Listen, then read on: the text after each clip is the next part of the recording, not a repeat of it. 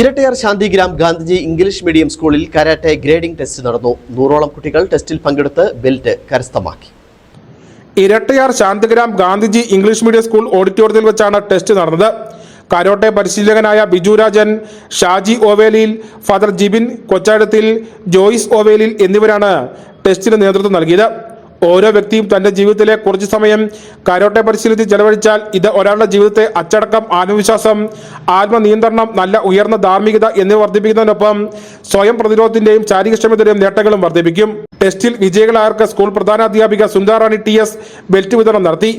സൻസായി Biju Rajan certificate വിതരണം നടത്തി. Shantigram English medium സ്കൂളിൽ 400ഓളം വിദ്യാർത്ഥികളെയാണ് ഷാജി ഓവേലിൽ കരാട്ടെ പരിശീലിപ്പിക്കുന്നത്. ഇതിൽ 100ഓളം കുട്ടികളാണ് ടെസ്റ്റിൽ പങ്കെടുത്തത്.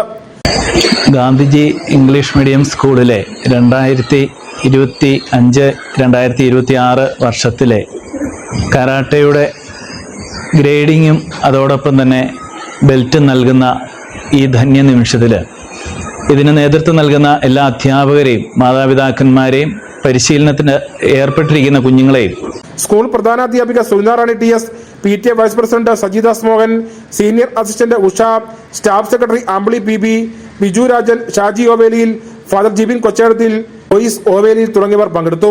News bureau Kattappana.